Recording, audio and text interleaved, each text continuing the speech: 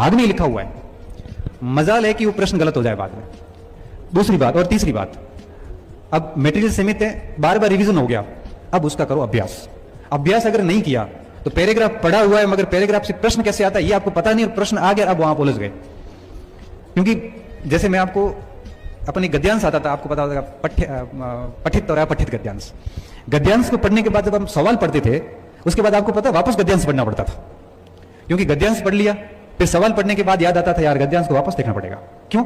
क्योंकि जब गद्यांश पढ़ा था उस समय मैंने ये नहीं सोचा कि इसमें सवाल कैसा आता है, लेकिन सवाल जब पढ़े तब पता चला कि अब हमें गद्यांश को पढ़ना है, क्योंकि अब हमें देखना है कि इसमें सवाल कैसे आता है।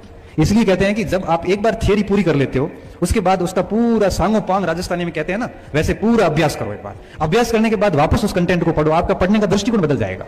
एक तो ये काम करने की आवश्यकता है। और बच्चे यही गलती करते हैं, फिर दोष देते हैं एग्जाम हॉल में। दोष हॉल का नहीं है। मैं आपसे पूछूं कि भारत की राजधानी कहां है, आप बड़ी खुशी